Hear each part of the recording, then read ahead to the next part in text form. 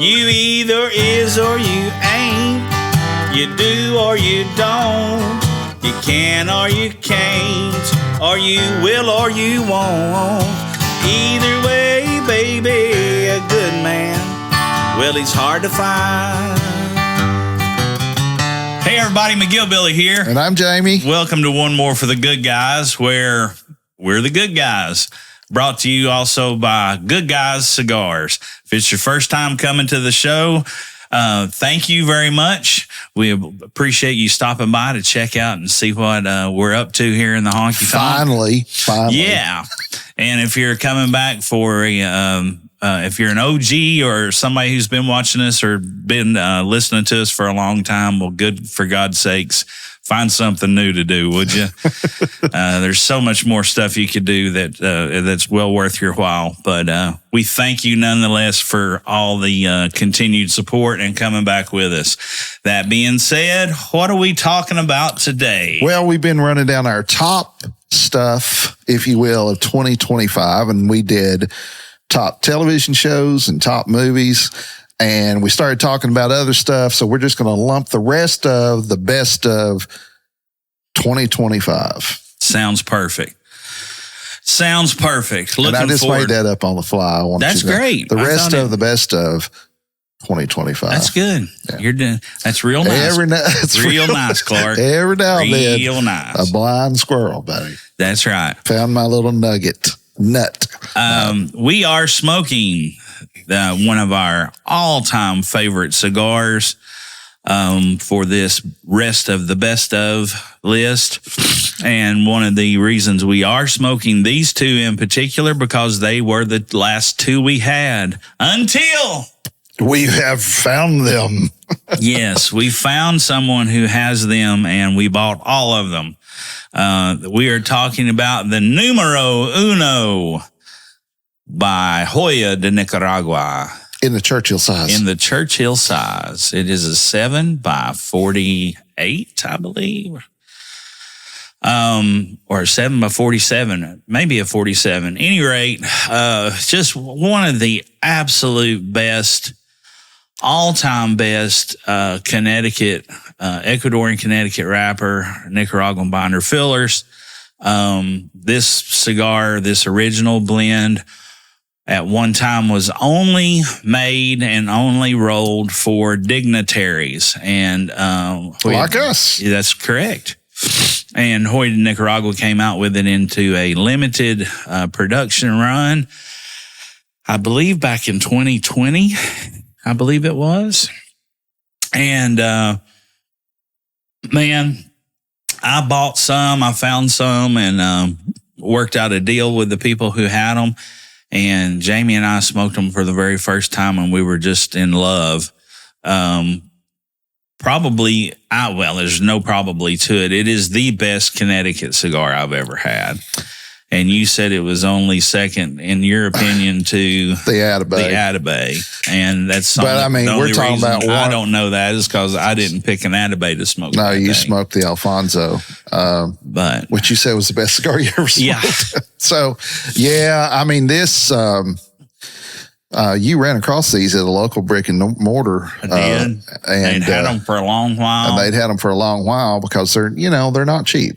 Mm-mm. I mean, they're not inexpensive.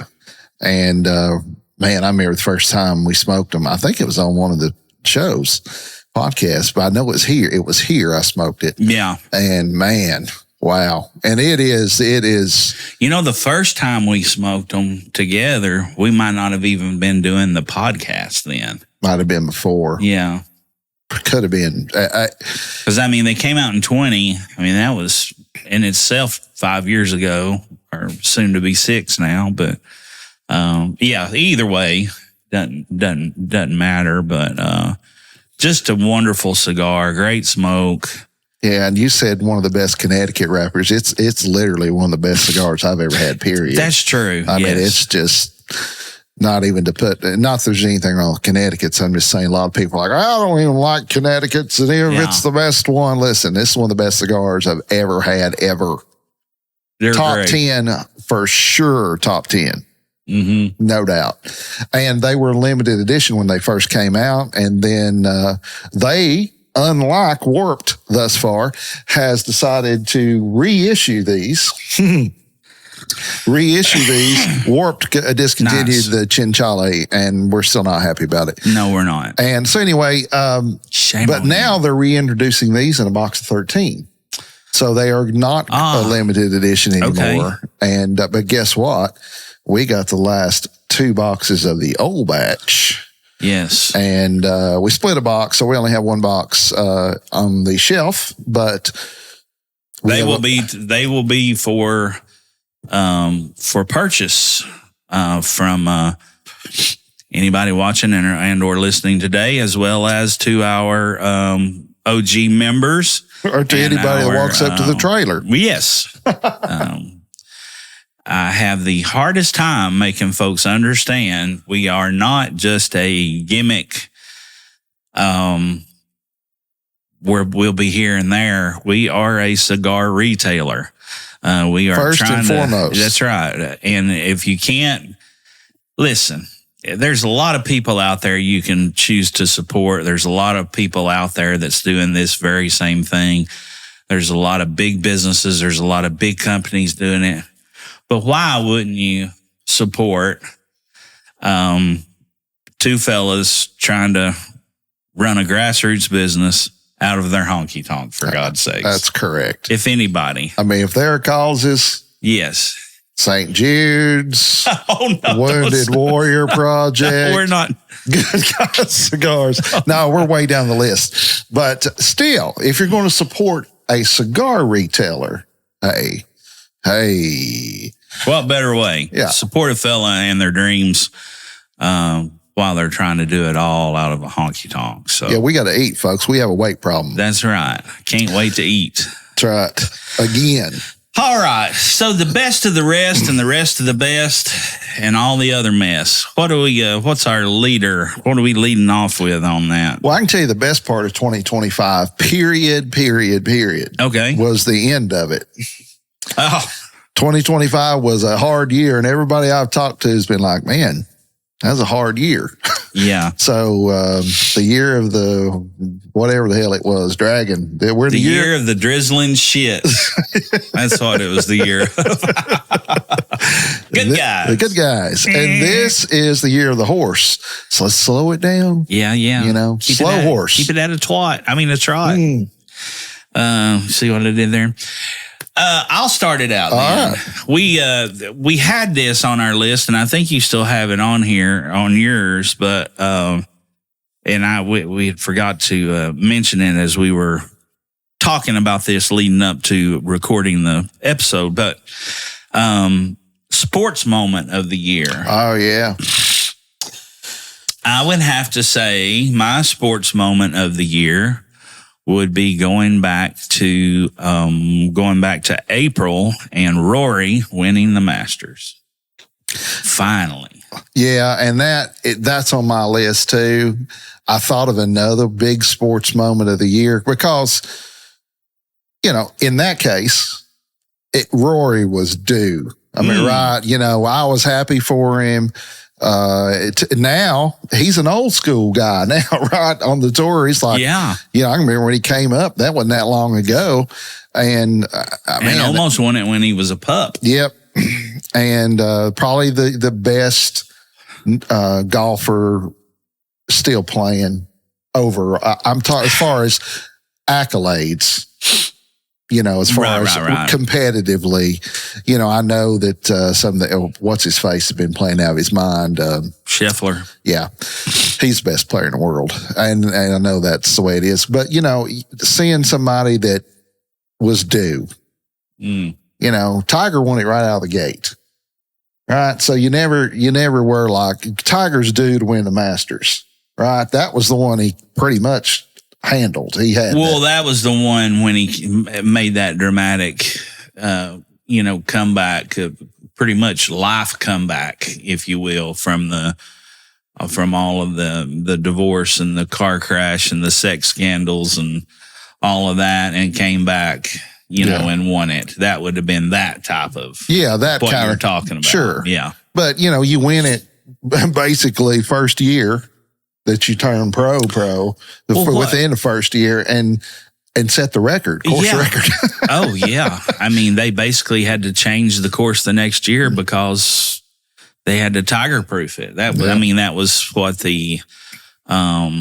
that's what the sources were saying. Now they, obviously Augusta National or the PGA wouldn't say they were trying to tiger proof, but that's exactly what they did. Well, Rory had tried he had been playing he had been invited and playing in the Masters he'd been competing for 15 years trying to win it. I think it was 13 or 15. And some of that time, top player in the world. Many times. Yeah. Many times. And was was Vegas's favorite. I mean, the odds were for him for certain. And just never could get it done one way or the other, regardless of, bad breaks, drop strokes, or just completely showing up and just, not showing up. Yeah. Well, so it was big. It was big for me, and it was ultra dramatic. Basically had it, and then it was tied, and then had to go to sudden death of a 3-hole playoff or a playoff in the end, and wasn't guaranteed. No. Flubbed a wedge shot that was almost cost him. So it was just. It was dramatic for us. Oh, it was great. It was one of the better Masters moments I can remember. And the crowd erupted. Yeah. I mean, if there had been a ceiling on a golf course, it would have had a hole in it. That's right. Yeah. It would have been like a Road Warrior pop from the 1980s. Yeah. I'll say that was my listed sports moment of the year, but I have another one because I was thinking, it doesn't have to be the best moment of the year. It's just memorable. And another big sports moment, especially around here, was when Tony Vitello took that job at the Giants. That was kind of a sock in the gut there. I was like, holy hell. And I guess, some other. I think it was on both ends of the spectrum of that in that case too. Cause, you had a lot of people that were really, truly happy for him. And then you had a lot of folks that were, devastated by the news that he was actually going to leave. Pissed off at him or anything. Sure. You can't go, if that's his dream. To be a part of history as well. I mean, because that's the only time Major League Baseball's ever done that. Hired a college manager with no pro experience. Yeah. Ever. So he had nothing to lose. But he was really responsible, him and this team over here, for putting college baseball back on the map. Oh, no doubt. 100,000%. And I feel like we're in good hands going forward. But when that news broke, I was like, holy hell. Yeah. And then I guess the other lesser big news for me this year has just been this coaching carousel bullshit. I can't believe what college football's doing with, Lane Kiffin. Obviously is a big part of that, but just they've gone insane. Started with Franklin. That was a big deal. Right? Sports Talk Jay said he was one of those girlfriends that just you couldn't break up with. He was a bad breakup. Kiffin? He was a mean girl. Yeah, Kiffin. And just the fact too. That's a pretty good way of putting it. All of those programs pilfering each other as if, life depends on my team going to the national championship. You know what I mean? Yeah. I mean, fuck that. So what is really Lighten up, folks? Goddamn, we got kids that are still hungry. That's right. Which means you need to go to the damn Christmas spectacular. And we're getting to that. But that's part of it. And then, boy, he's really done himself a good favor here. So if you guys don't know, for the non-sports fans, and we won't spin our wheels too much on this, but if you don't know, for the non-sports fans, Lane Kiffin was coaching at Ole Miss. He had started out coaching many years ago, and had became the youngest NFL head coach of all times. And Al Davis with the Raiders, they screwed him over, and Al Davis called him a pariah. And then he got kind of blacklisted for a while, and then came back with a little bit and got a big break coming to UT as a head coach after coaching several smaller division schools, and left us on one day, the night before signing day. Of course. Back when recruiting was key. There was no portal. That's right. And left us a day before college signing day and to go to USC. Well, USC was needing a scapegoat. His dad, Monty Kiffin, who invented the Tampa 2 defense, Hall of Famer, NFL Hall of Fame coach, called in to a Knoxville sports talk show the next day and basically told them, and this is just about verbatim, he's an idiot. We could have had a life, and a great life, here for a long, long time with the University of Tennessee and their fan base.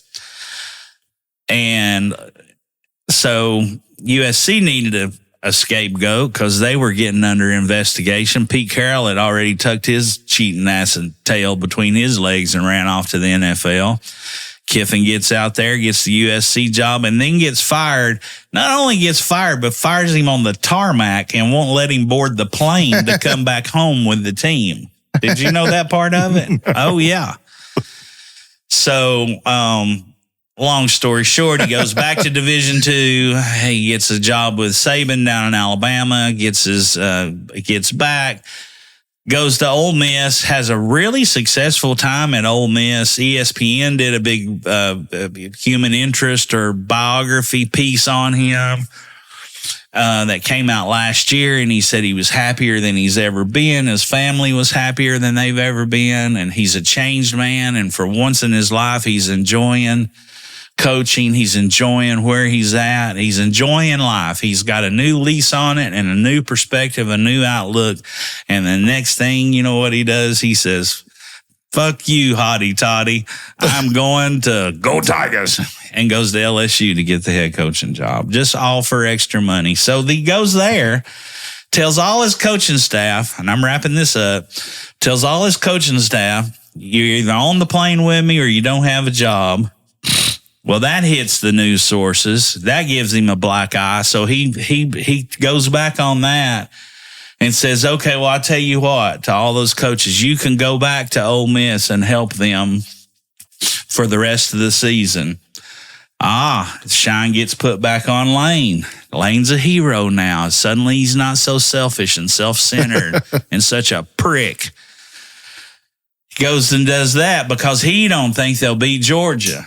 What happens? Ole Miss beats Georgia. What happens? Ole Miss is now playing tonight against Oregon. No, Miami.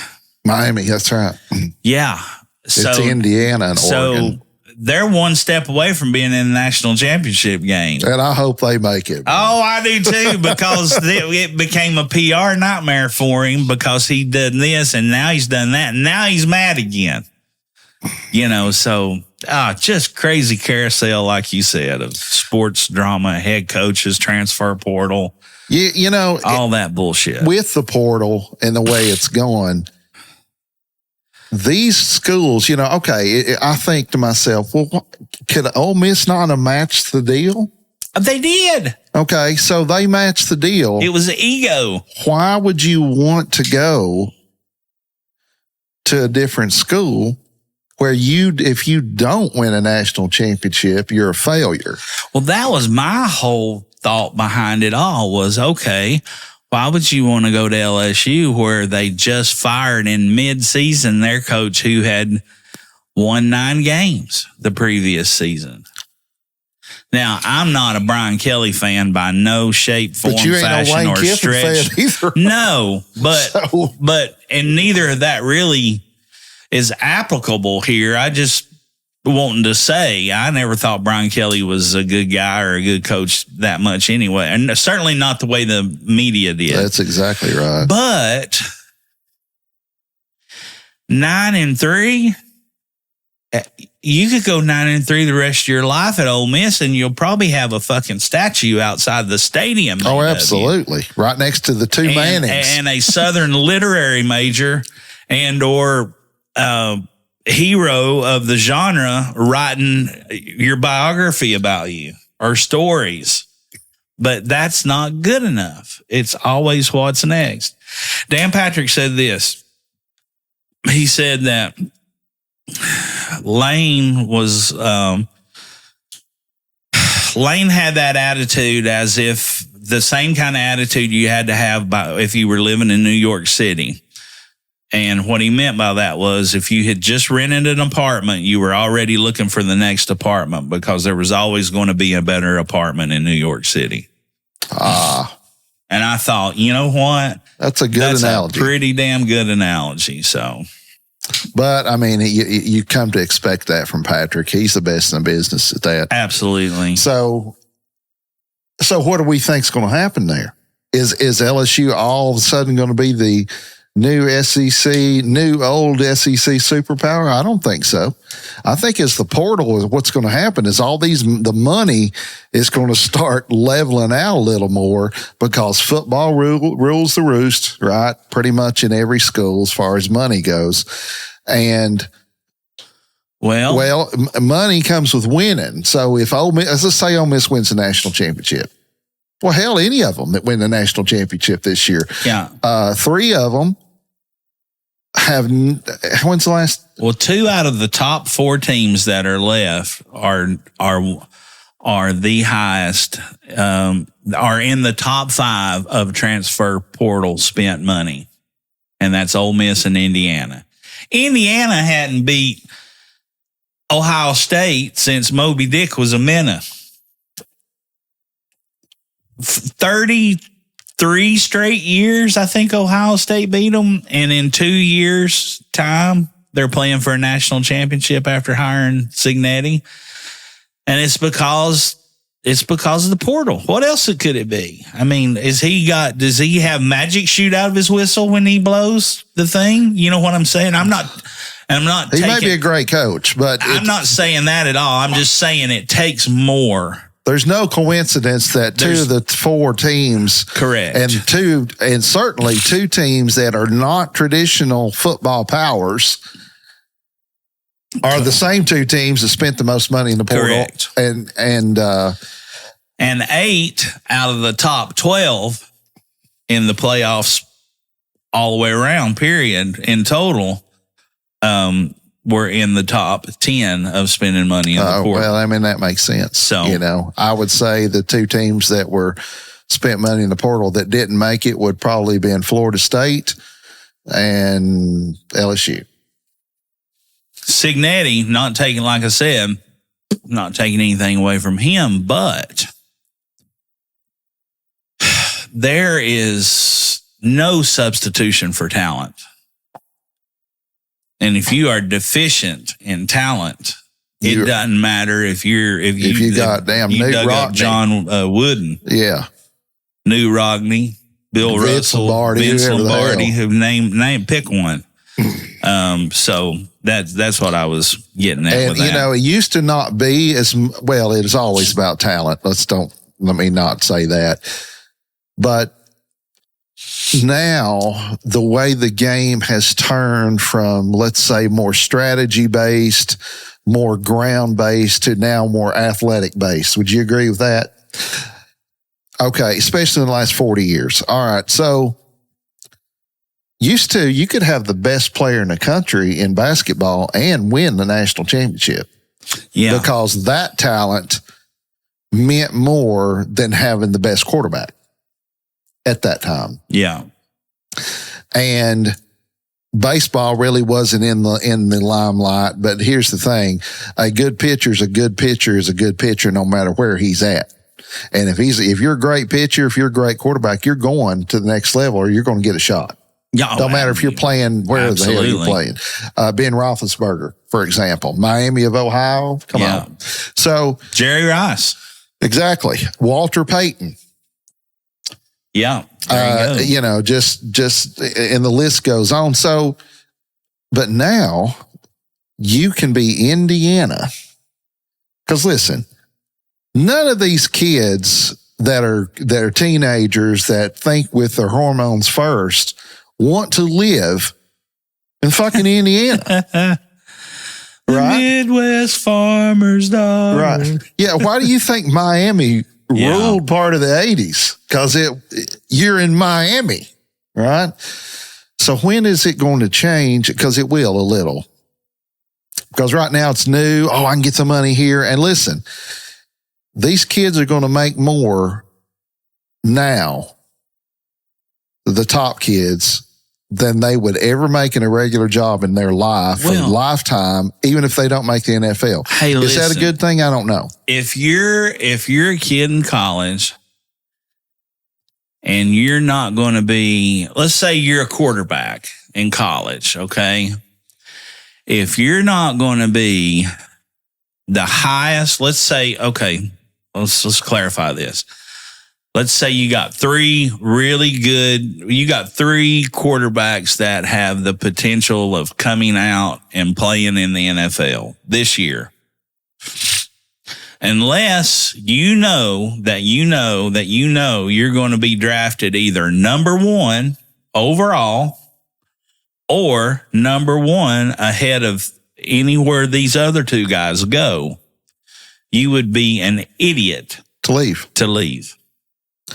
Yeah. Because you could come back and make $5 million a year guaranteed. And potentially get better. Plus, you would also get, because of the goodwill of you coming back, you would get more endorsement deals than you would ever have gotten before. Because you might not get any. And you can make life-changing money. Or you can go to the let's say, well, I can go to and the reason I say the top, let's just say 3, and you either go number 1 or you go ahead those other two quarterbacks that are coming. Taken. Yeah. Or let's say you're, versus being drafted in even drafted in the second round, you'd be silly to do it. Because you can go make your life-changing money in college and still have the opportunity to get to the NFL and get that first big contract after being in for so long. Yeah. I don't unbelievable. I don't understand. So and that being said, so what you're saying is that this whole portal stuff and paying the players could mean that kids are going to stay in college longer, especially, I was going to get to basketball next, but are they going to stay longer? Well, I mean, I would. I think, certainly that's the answer. I would. I mean, now whether they will or they won't, I would say I don't think it's going to be overwhelming, the number of people that are going to stay. But I certainly think it's going to be greater than it used to be because none of that other stuff is guaranteed. Right. Unless, like you said, you get taken number 1. Of course, they've changed some of the rules there. So when is this?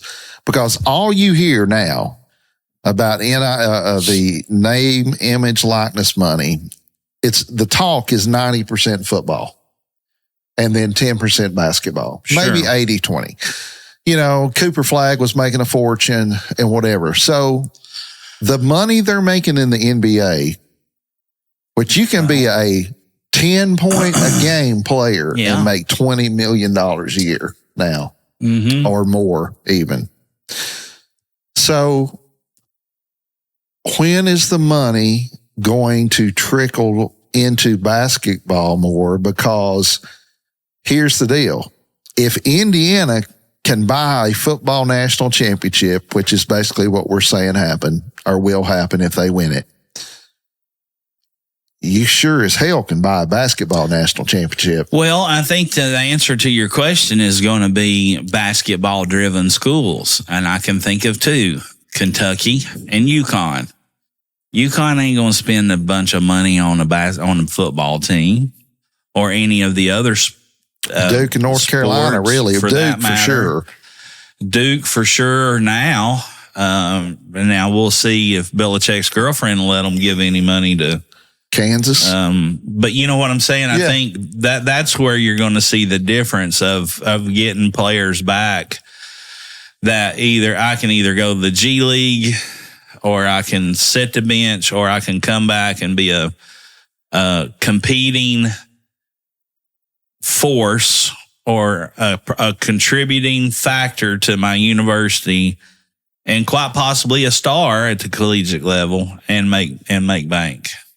Yeah. And it's going to take basketball longer because of the way they have set their program up, because they still allow one and dones. And then they're also, NBA's crazy money.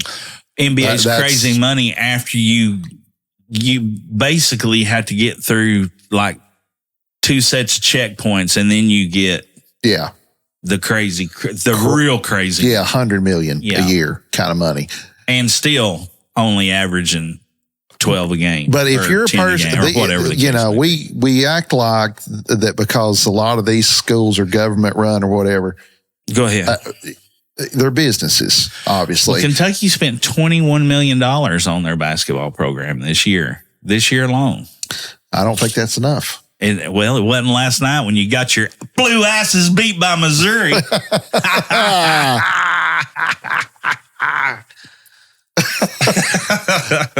but there you go. There you go. You got one. Now we're in a really great position at UT because we have, everybody gets the 20 million, and then your name, image, and likeness is basically coming under like your. That's not counting what your boosters or your clubs or your other people, your image agents or whatever the right term is for that. But plus whatever percentage of revenue that you want to take from your school making to put into that. Plus this year we've got 20 million, maybe not 20 million complete and all in dollars, but we have 20 million, at least 20 million in value because we signed the deal with Adidas. Well, that's true. So yeah, that's true. But yet we've still only signed like 3 players in the portal where everybody else is, but they're paying through the nose for it. And I did just real quick to get some good news about the Sam Levitt, who was Arizona State, had a visit to Knoxville yesterday, and who's a real dual threat quarterback, good arm, can run fast. And he stayed an extra day. That's good sign. Good sign. Come on, because we sure as hell can't get a judge to grant Joey his extra year like he did the sweet baby boy Diego from and it's the same judge, same case, same statutes, same everything. Vandy fan. Yeah, I guess. Gotta be. Well, do we want Joey back though? Well, it wouldn't be the worst thing in the world. No. I think character-wise, for sure. I think if it meant we could spend more money in different places, I'd take Joey back. I think he was good enough. And then having an extra year under his belt of maturity and with the offense too, I think we'd be just fine. But what do? Sports Talk Jay said this the other day too. It was like, Well, if you have a plan A and a plan B, a lot of times you don't go in all in on plan A because you're waiting. You're heavier. Yeah. Yeah. I get it. Yeah. You got heavier influence on plan B. What I was going to say about business and running a business, if I'm an AD and I'm looking at the trickle down money, where it's going to go, well, would you agree that basketball recruiting is more of a sure thing in that if you're great in high school, you're going to be at least really good in college? That's a good question. And here's why I say that. I don't know how the math would work to a prove really it. Good running back, let's say, that sure, plays for Carter High School over here, or otherwise, yeah, may tear up this whole area. May just be the cat's meow. Well, if you put him in Texas, though, oh yeah, okay, it may not, but could be too. Though I'm not saying that you can't have that kind of athlete in a smaller area, but you can. But in basketball, the talent shows regardless of the competition. Yeah, usually, right? So if I'm a businessman and these people are, our AD basically said, "Hey, I'm a businessman," which is one of the reasons we've been more successful. But if he's looking down there and saying, "Okay, this quarterback over here, okay, he's the top rated quarterback, but I can get the third best basketball player in the country if I allocate money over there. Don't you go basketball? Regardless?" Because, well, I think there's a whole nother set of metrics that drives that. I'm sure there is. It's over my head, but yes, you would. But bar none, a higher the majority of schools in the NCAA, their money making program is going to be football. Yeah, and I get that, and you've got a lot more people to. Obviously, you got a team of 11 instead of a team of 5, and in football, really a team of 22 because hardly anybody plays both ways. Fortunately, in basketball, everybody plays both ways. So. Anyway, we could talk about that forever. So my sports moment are those two, the Masters for sure. And then when Vitello, and a distant third is when, God, I hate to say this, but when the Dodgers beat the damn Blue Jays. And boy, I hate both those teams. But anyway, those are but I think Rory at the Masters. We talked about because that was just my top. That was absolutely to me, But it's a once in a lifetime thing, possibly.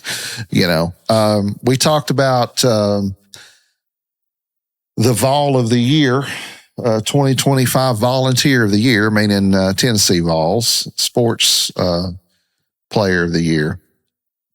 We talked about what is our best gig, what was our favorite gig of 2025. And then we're both going to talk about our good guy of the year for 2025, right? Yeah, I thought we might just segue. We can do those now if you're ready, or we could segue into the Vol of the Year. Yeah, it's the Vol of the Year. That's what I think we should do. I got it pulled up. We both kind of... we both picked this as our Tennessee Volunteers of the Year. And I did say plural volunteers because we chose the Tennessee Athletics 2025 Hall of Fame class. 8 distinguished UT standouts in 6 sports. This happened on April 11th of last year. And for football, it was Eric Berry. For men's basketball, posthumously, the late, great A.W. Davis. Women's swimming and diving, which we've always had a very big, strong swimming and diving program. Mike Masters. Lauren McCauley in women's swimming and diving. Lindsay Schutzler in softball, Mike Sposa in men's golf, And not last, and certainly not least, Tony White in men's basketball. Wow. Eric Berry played from 2007 to 2009. The only two-time unanimous All-American in Tennessee football history. Yeah. Eric Berry cemented himself as one of the program's all-time greats. Jim Thorpe Award winner in 2009 as the nation's top defensive back after being a finalist in 2008 and a finalist for the Bronco Nagurski Trophy in 2009. Also went on to play in the NFL, who played 9 seasons in the NFL with the Kansas City Chiefs. Got cancer and beat it, came back to play, won NFL Comeback Player of the Year. And so Eric Berry in football. A.W. Davis, men's basketball, played from 1962 to 1965. The 5th first-team All-American in program history. Collected the distinction of that in 64 through 65. Was a 2-time first-team All-SEC designee. David ended his career as Tennessee's career leader in free throw percentage, which we could use that. Yeah, and 80.5% while placing second in scoring, 4th in double doubles, and 5th in rebounding. Played under. Well, that doesn't say. Any rate, A.W. Davis, Mike Masters, men's swimming and diving, one of the most decorated swimmers in Tennessee history, 12-time All-American and 2-time SEC champion, sprint freestyle specialist in 1987, won the SEC title in the 100 and 200-meter freestyles, followed by winning bronze in the 100-meter freestyle at the NCAA championships, adding a 4th-place finish. NCAA championships broke the school record and would stand until 1996. Masters is currently a member of the UT's Shareholder Society. Lauren McCauley, women's swimming and diving from 2001 to 2005. She was a 5-time All-American diver for the Lady Vols and earned academic All-American honors 4 times throughout her career. Receiving her degree in microbiology, McCauley won the prestigious SEC Scholar Athlete of the Year award. She was named to Glamour's magazine's top 10 college women list in 2004. And in the first season at Tennessee, she garnered a 2002 SEC Freshman Diver of the Year honor.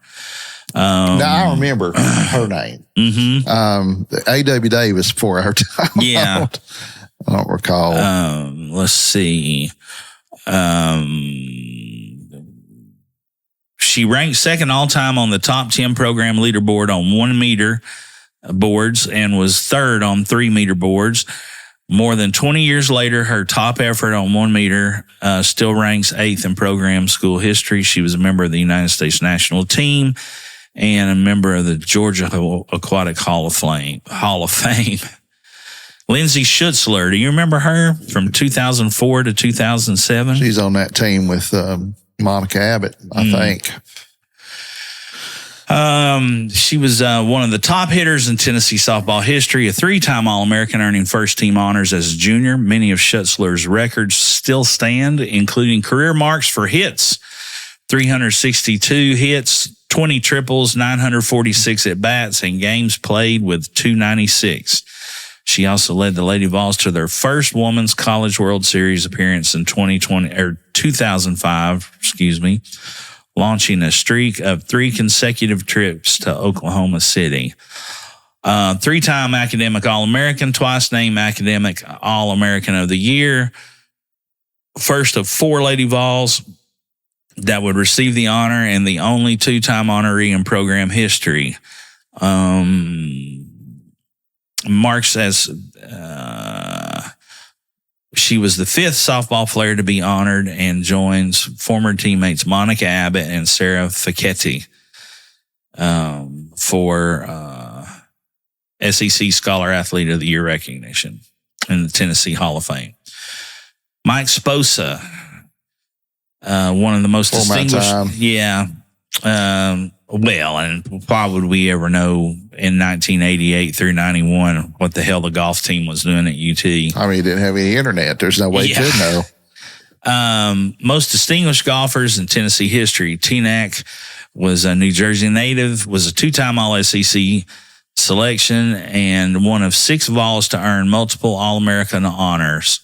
In 90, Sposa etched his name in SEC history after claiming the SEC championship time to become the 3rd player in school history to accomplish the feat.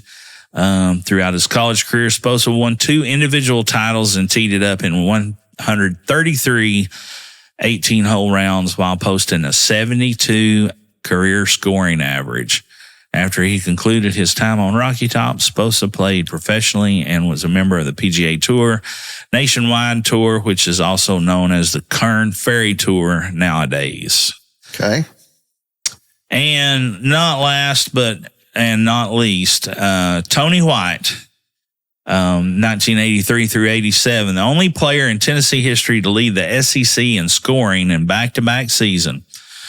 Tony holds the highest 51 and 3rd highest 49-point single game point totals ever by a Volunteer.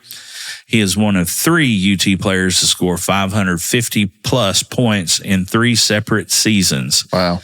And his 16 30-point performances ranked 3rd of all time. 9 of those co-second on the program's single-season leaderboard that came in the 86-87 season when White was selected as SEC Player of the Year, as well as AP and UPI 3rd-team All-American. 3-time All-SEC selection, including,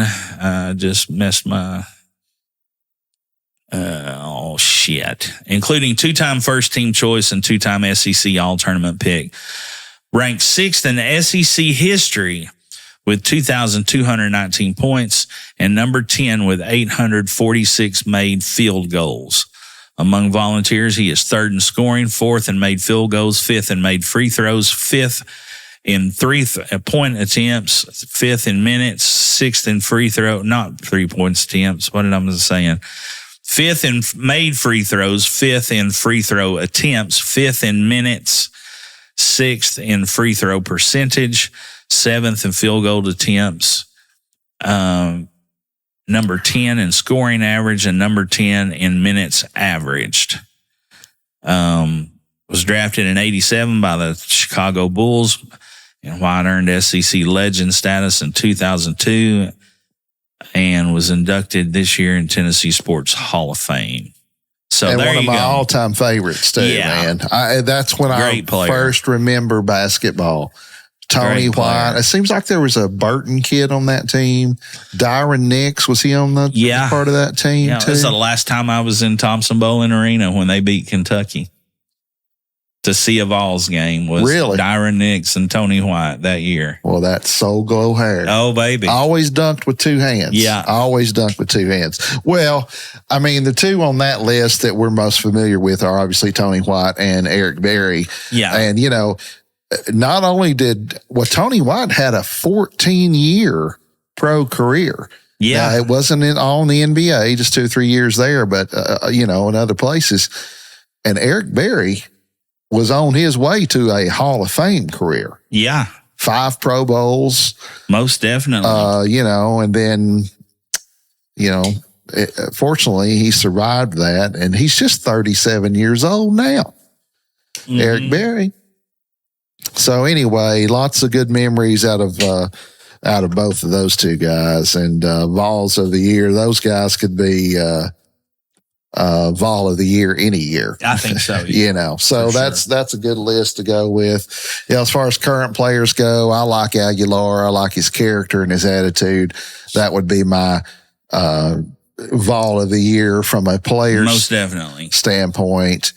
And did you know he had a tumor, a benign tumor in his throwing arm, and didn't go get it taken care of till after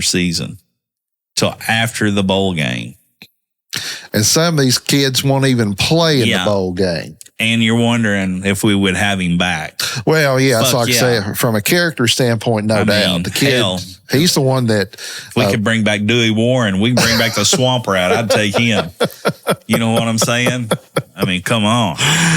Oh man. So best gig of the year, 2025 gig of the year. I feel like you're going to say the same thing, but we had a bunch of good gigs in 2025. We really did.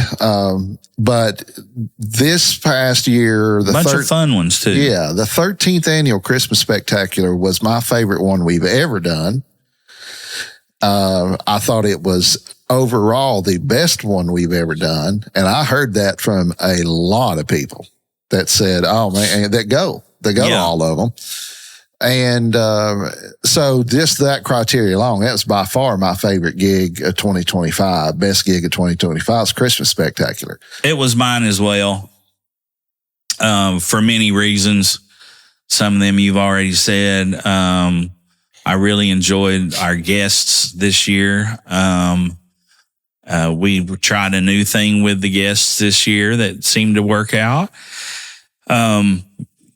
Great guests. I mean, you've always had great guests. But it was a little different this year. It was a little, and the difference was we allowed,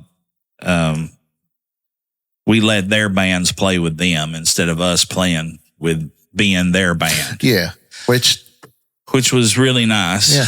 And then some of us got to play with their bands too. So that was fun. And, the big thing for me though, I mean, the reason, the entire reason of why we even do it every year, and we've done it for as many years as we have, is the donation that we're able to make to, Second Harvest Food Bank of East Tennessee for their Food for Kids program. And this year, not unlike all the others, we've always, outreached or went over our goals from last year. 2024, we're saying last year. 2024 was our largest money-making venture to date to be able to give back to the program. And this year's surpassed it. So we raised $11,000, which there in turn makes up 33,000 meals. So we fed every hungry kid in the school system that's a part of the Food for Kids program across 18 counties of East Tennessee for 2 weeks. That's right. Y'all did that by showing up. Yeah, absolutely. And our sponsors, of course, that always goes a long way toward helping out. Yeah. And we got and of course, those same sponsors put their butts in the seat too. So they double sponsor us, really. And the fact that, we had 2 new sponsors come on board this year. Image Matters, which does a lot of stuff for, just about every company in Knoxville. Certainly is a big sponsor and a big thing for, all the print needs for the University of Tennessee. But they came on board with us and was just, great to have. And that's a great name, by the way. I've always thought that Image Matters is a great name. If you ever come up with that name, good job. And print and copy business. Yeah. Perfect. And my nephew, Charlie works there. Charlie. And they've always done our posters for me since the very beginning. But this year they also provided all the logos for all of the super sponsors, if you will, for their stage, to put them on stage. And then the other new sponsor that I think was the shining star of the whole thing was Stanley's Greenhouse. Can't thank them enough for the poinsettias, the wreaths across the front. Yeah, the really. tree. It was just, and everybody got, everybody got to take a poinsettia home. I brought one to Mom, and it just made her Christmas, she loved it so much. So, the 2025 13th annual Mike McGill Christmas Spectacular was the gig of the year, I think. Yeah, the grand and a great poobah, way whatever. to send it off too. Yeah, I thought so too. I always enjoy that because most of the time when we do gigs, we're on autopilot because we don't really rehearse or practice. We just go and play, which is fun. But it's also nice to come together and say, okay, we're going to do these songs and then get the chance to hang out with the band for a little longer than we normally would with the rugby thing and then all day on and the rugby gig was fun this year. Yeah, it was. Well, rugby gigs are always fun. I think I enjoyed it more though.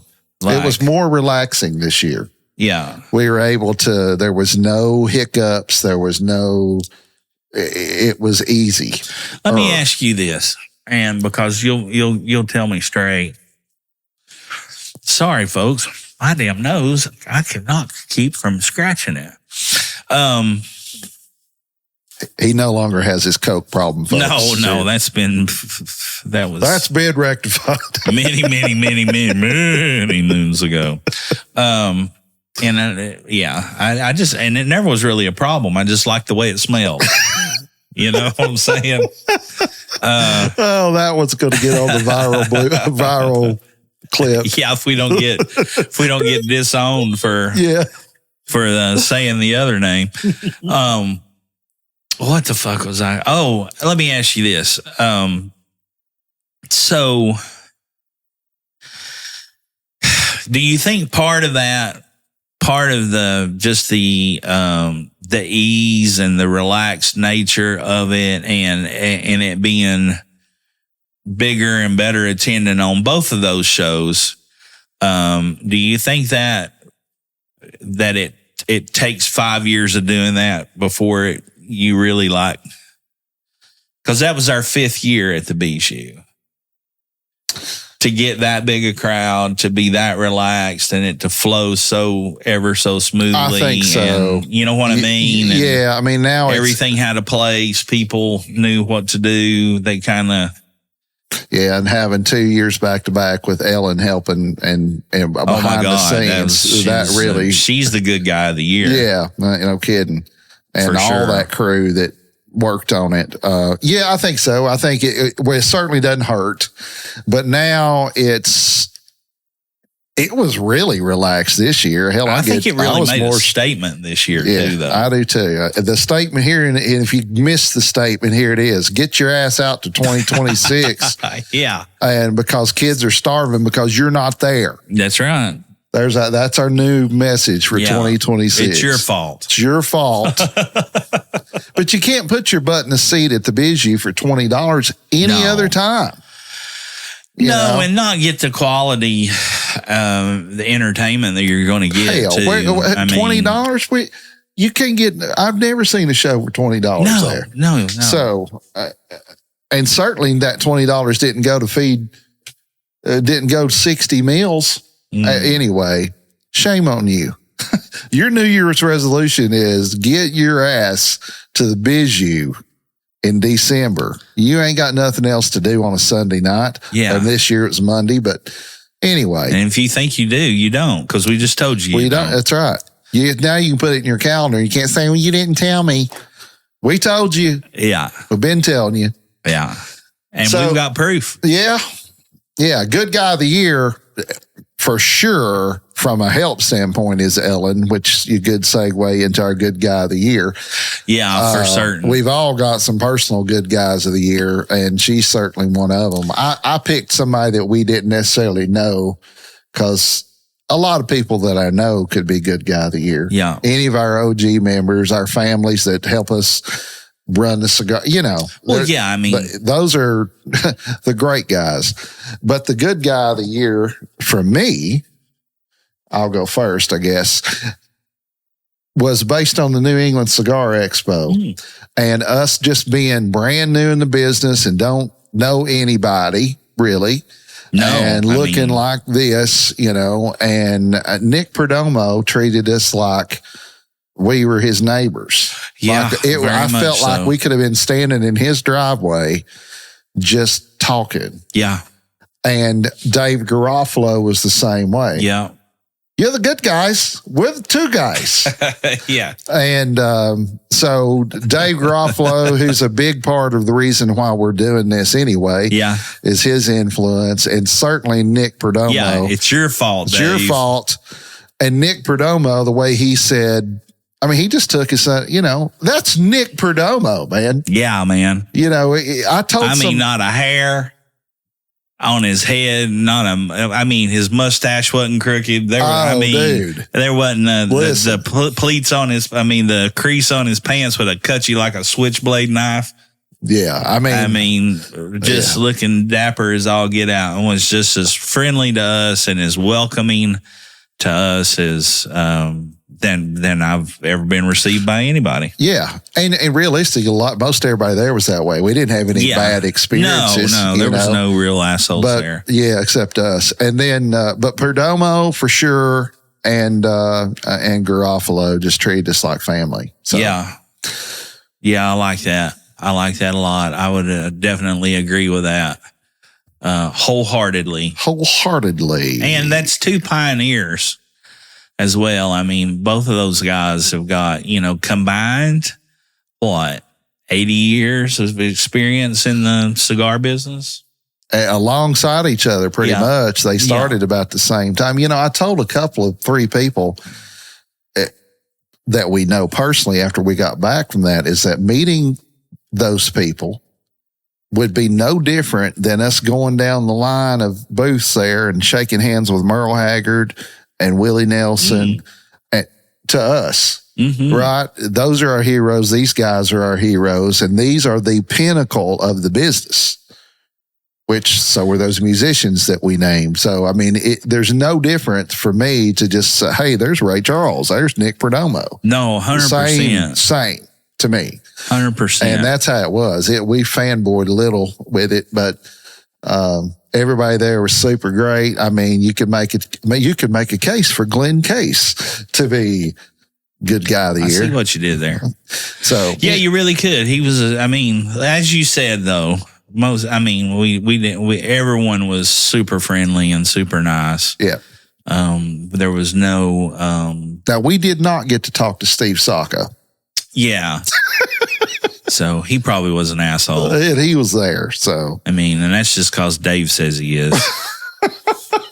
They really gave him hell on the after show. Yeah, they did. I agree wholeheartedly with that. I still say that, I will say Ellen for sure too. Because she's just, that first year she came along, made everything really a lot better, but pretty much had to shadow me of knowing what to do. And then this year, the level of preparedness versus the level of anxiety, were completely on two different ends of the spectrum. Yeah. But they would flip-flop because either she had taken care of everything that I was worried about or vice versa. And so as quick as I would be like, man, we're more prepared, and we are as prepared and more prepared than we've ever been, was immediately turned into, oh my God, did we get this? Did we do that? Did we blah, blah, blah? So, yeah. And you had, it's one of you. Yeah. So that was the good news. That was the good news. Probably added years back to your life. Thank you, Ellen. Yes. I will add one more thing to our good guys of the year. Now, I have only seen a few videos from this, but the ones that were that I have seen, and the ones that are that I'll give you examples of for what you might see, is actually a YouTube channel, and it's called Unseen Story. These are real, unseen stories that you're probably not going to be finding in the news because, it offers things like good Samaritans and there's hope involved. Random acts of kindness and courage and compassion. So, I take that probably back. You won't see any of this in the news. Correct. But so Unseen Stories, they're a YouTube channel. You should go check them out, all that good stuff. One of the stories is there was a young man out of Georgia who was a temporary seasonal UPS driver to help pick up with all the overflow of Christmas and all that stuff with delivering packages. He delivered a package to a house. No one was at home. There was a stork on the porch saying it's a boy. And he goes up to the doorbell, looks into the Ring camera and says, I hope this package is for you.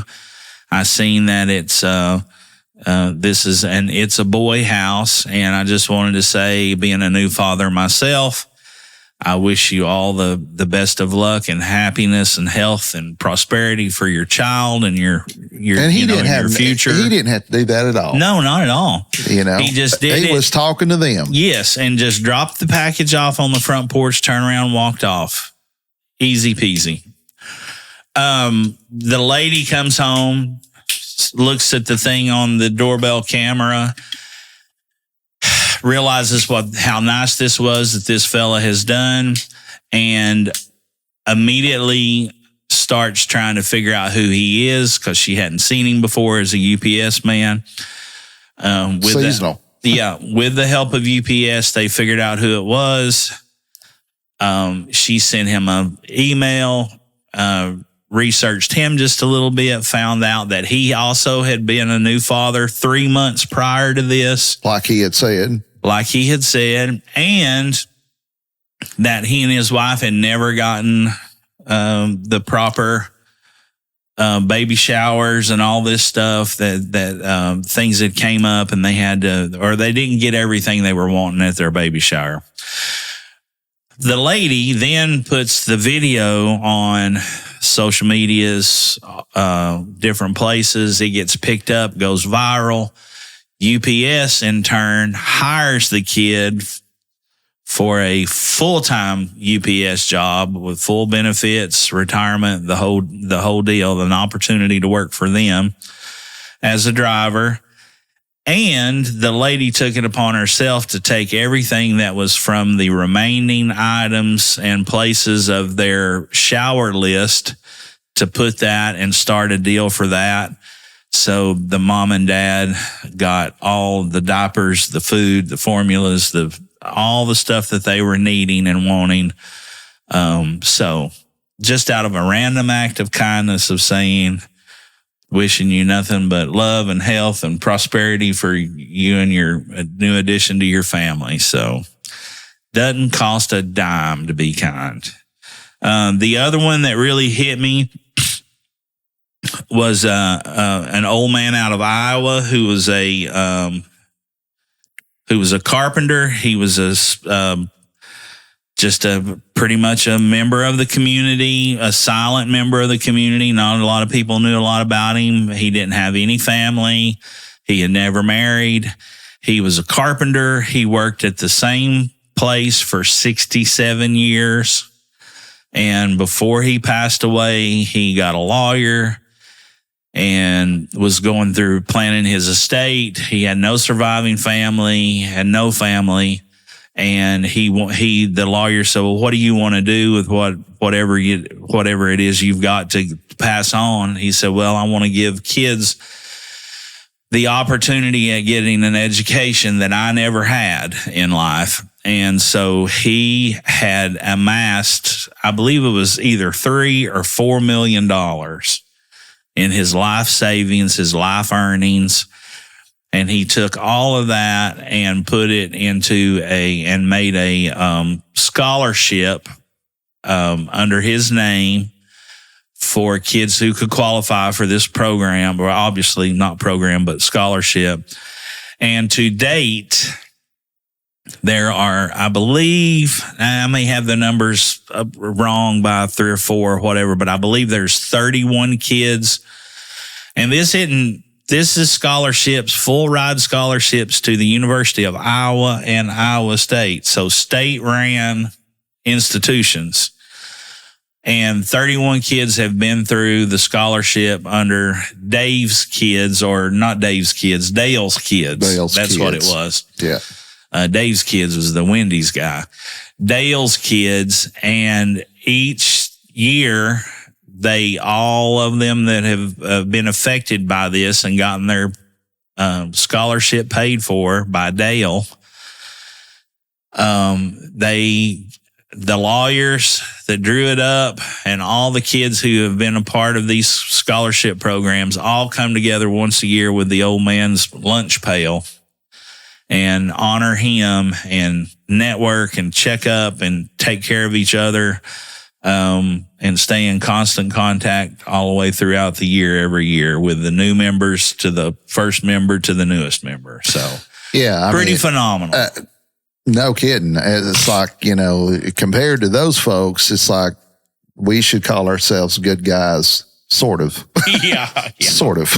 Yeah, maybe. Sometimes. Yeah, man. See, here's the thing. The news and the media will have you believe that everybody hates everybody and that we're all against each other. That's right. And that's how they control us. That's right. Do not believe. I was talking to a buddy last night, actually. We were at the bowling league night, and I hadn't seen him in a while, and a great guy, kind, nicest guy in the world, cigar smoker. And I can't seem to make him understand we're a retailer. But at any rate, they were, as part of that, his name, truck driver, or it's not his name, but that's what we all call him, truck driver. He's part of that whole Shipwreck Lounge crew. Oh, okay. And they all come to the show every year and all that stuff. But at any rate, they were in New Hampshire. They were leaving a trip from New Hampshire all the way up to Maine about the time we were getting there. So I was asking him about his trip, and he said, the thing that struck me about everything up there, he's like, was just how clean everything was and how nice and friendly and helpful people wanted to be. Like he said, even the people from, and this is going to stereotype you people from New York, but same way, hey, I've got shoes on. I really don't run around down here in the South with barefooted and, trying to knock everything up I see. Except on Wednesdays. Twice on Sundays. But at any rate, he was just like, he's just like, I couldn't get over how helpful and how polite and how kind everybody was. And I said, isn't it amazing? He goes, I just thought, and I said, what? I said, buddy, I'm pretty well traveled. I've been all over the world and everywhere else. I said, but if you are led to believe the narrative, there's nothing out there but werewolves, monsters, and lowlifes and cheats, thieves, liars, demons. Well, hell, North's been fighting the South for 200 years now. Well, but not just North and South, but I just mean the narrative of the world. Oh, yeah. Get out and enjoy people, man. People are good. And I've been well-traveled, and Jamie's been across the pond and all over the world in our travels. And we have met, I don't say we, I think I could, but I have found more good people out there than I have bad. Yeah, and I have too. I mean, what I have learned by being in all over is this, that there are good people everywhere and there are bad people everywhere. That's right. And you attract like people. So it's like I encounter, and really, depending on my attitude too. If my attitude sucks, I'm gonna attract, and it does a lot. Yeah, I'm gonna attract that or give off that vibe, and that's So show yourself friendly, number one. And, stereotypes, they're funny. A lot of them are true, but a lot of it is just smoke and mirrors. You can't just blanketly say everybody in the South's a dumbass and everybody in New York's a prick. And you can't just say everybody with brown skin's worse than of black. Course. And the whole thing with the religion, the race, creeds, all of it. So don't believe that narrative. Get out there. There's good things happening every day to people just like you and us. And there's good people out there like you and us that are out there to try to be better than they were yesterday and try to help people, treat people as the way you want to be treated. There's lots of people out there doing that. Yeah, there's a whole lot. That golden rule really kind of solves a lot of your problems if you'll just go by it. It's like you believe the Bible or not, there's a lot of truth in truth stands on its own, in my opinion. Whole new episode, I guess, but truth stands on its own no matter who delivers it. Right. And I was trying to tell somebody that's the same thing because the goal of the powers that be is to make you and me disagree. If we agree, there's no story. Mm-hmm. If you're writing a book, your story, there is no story without conflict ever in anything.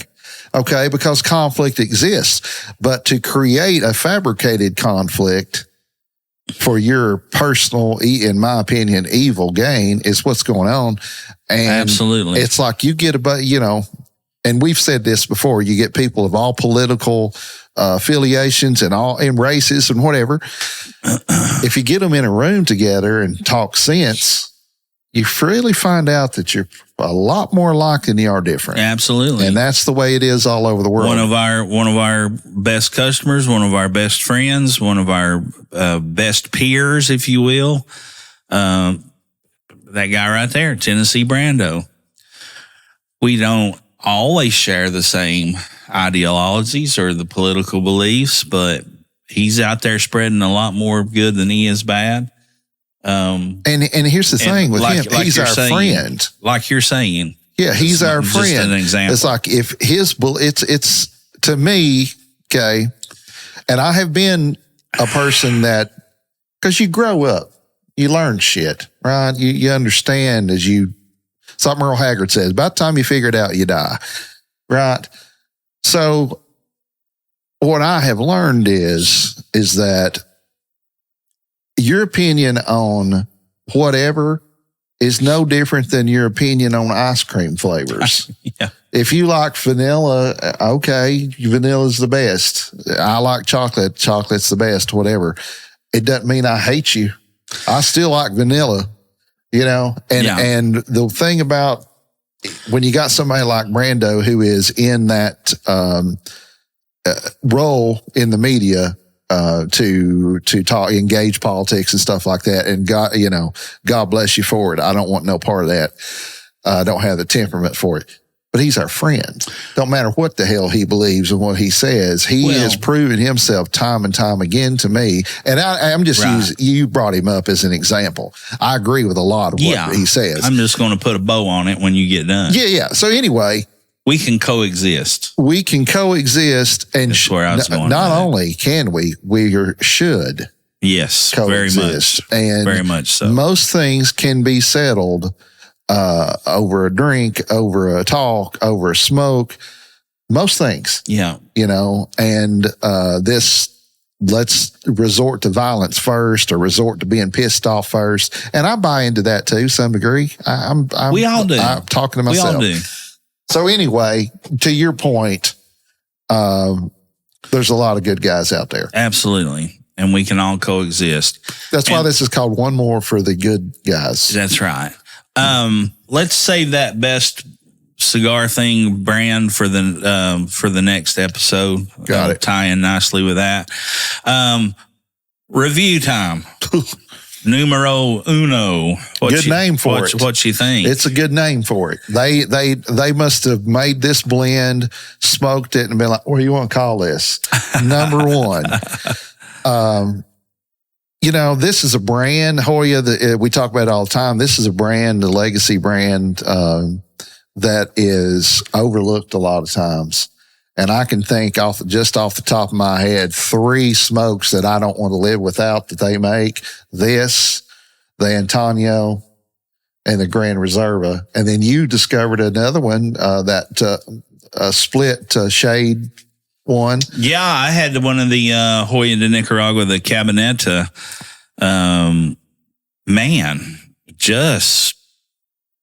it was just really nice. Yeah, they ain't no joke. Yeah. As far as this goes, this is in my Hall of Fame, man. This is, and for the price point, it's the best Connecticut wrapper or Connecticut shade wrapper cigar I've ever had. The Atabey, yeah, better's relative. The Atabey was more refined. Okay. But I ain't going to, this is creamy. Kick this one out of bed unless it wants to smoke on the floor. Yeah. Right. This is creamy, rich, complex with, there's a little bit of pepper in there, black pepper in there. There's some sweetness in there, some caramel-like sweetness.